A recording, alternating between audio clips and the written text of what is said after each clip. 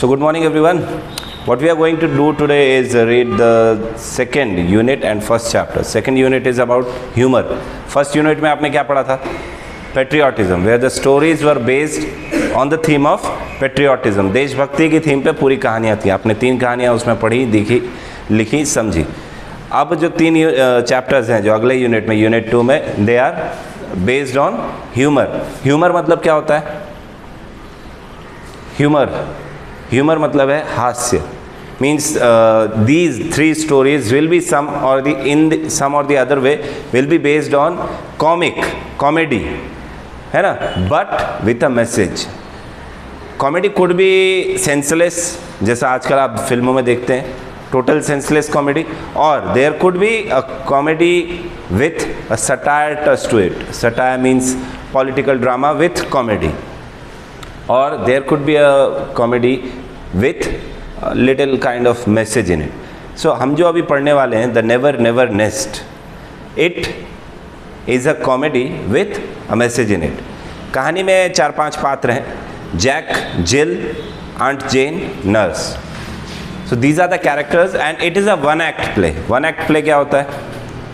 There are different form of writing like short stories, novel, drama and one act play. One act play मतलब उसमें कोई scene अलग अलग change नहीं होते, एक सीन पे पूरा एक्ट चलता रहता है. ठीक है, एक ही पूरा सीन बना हुआ है, उसी में पूरा एक्ट वो जो है चलता है. Here the chapters name the never never nest, इसको हम पहले समझते हैं. नेस्ट का मतलब क्या होता है?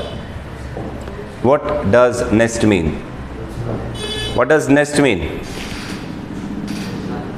घोंसला हिंदी में, है ना. और घोंसला बनाता कौन है? पक्षी, चिड़िया.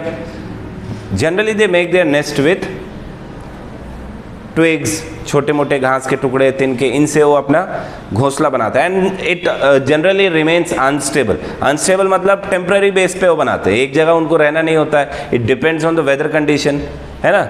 Weather condition, availability of food, इन सारी चीज़ों पे उनका घर बनाने का जो प्रोसीजर है वो डिपेंड करता है. And it remains unstable and temporary.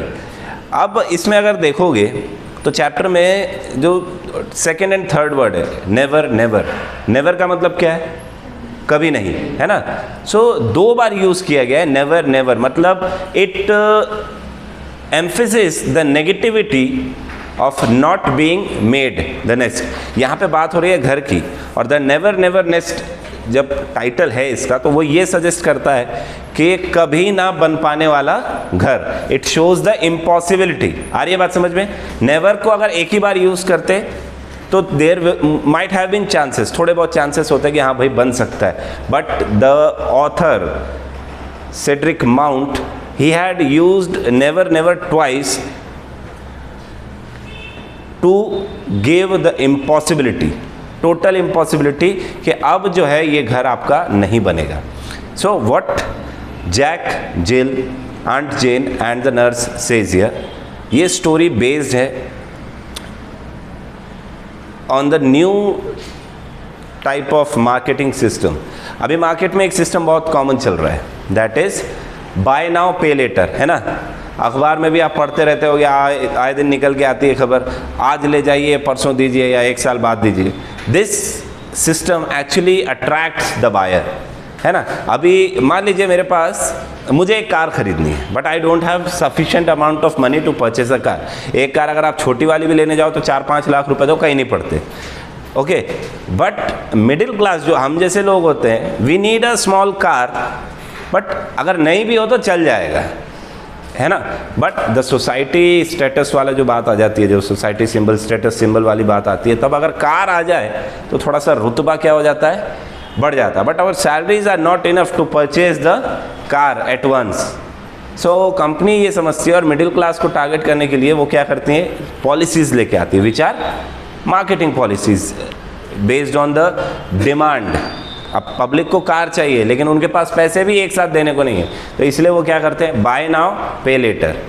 तो इसमें होता क्या है? आप कार खरीद तो लेते हैं, लेकिन कार आपकी होती है क्या? Until you are paying all the EMI, जो आपकी इंस्टॉलमेंट से, जब तक आप वो पूरी पे नहीं करते तब तक कार आपकी नहीं होती. कार किसकी होती है? बैंक की। आप जैसे जैसे कुछ पैसा देते जाते हैं तब तक आपके पास कुछ सामान होता है। जैसे आपने 20,000 रुपये दे दिया तो स्टेयरिंग आपकी हो गई, 10,000 दे दिया तो म्यूजिक सिस्टम आपका, और कुछ दे दिया तो चक्के आपके। But entirely you will be owning the car only when your installments are clear. Okay, so this story is based on such kind of marketing strategies, जहाँ buy now पे लेटर के फेर में फंस के कैसे एक यंग कपल जो है वो बर्बादी के रास्ते पर चल गया है। उनका ड्रीम है कि उनका खुद का घर हो। जैक जो है एक ऑफिस वर्कर है and he is working in office with a weekly salary of 6 pound, weekly salary of 6 pound. ये काफ़ी पुरानी कहानी है, सो उसके हिसाब से लिखी गई है। 6 पाउंड आज के डेट में ज़्यादा नहीं होते, 600 रुपये होते हैं। Okay, so 6 pound but then was very huge amount. तो 6 पाउंड उनको वीकली मिलता है। They are married and they move to a new house, they have rented the house. घर किराए पे लिया उन्होंने, अच्छा बड़ा घर लिया।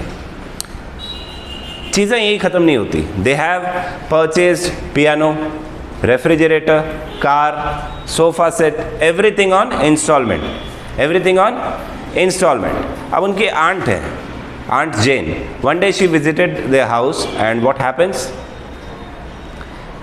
देखती हैं कि भाई मैंने तो इनको शादी में सिर्फ 10 पाउंड दिए थे और घर देखकर और बाकी चीज़ें देखकर ऐसा लग रहा है कि they are spending a lot as if I have given them more than 2,000 pounds.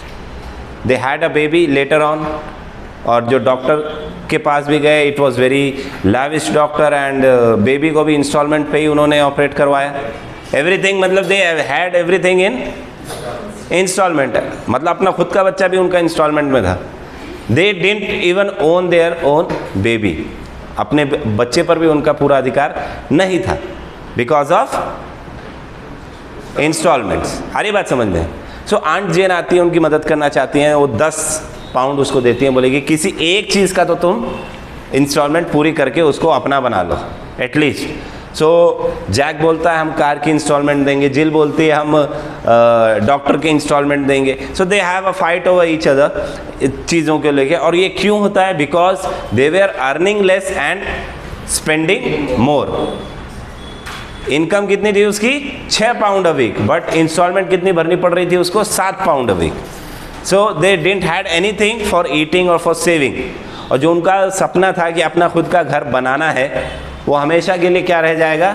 सपना। क्योंकि because of their life style, what kind of life style they have chose to live in, because of that lifestyle they will never be able to make their own house, and that's why the chapter's name is the never never nest, कभी ना बन पाने वाला घर।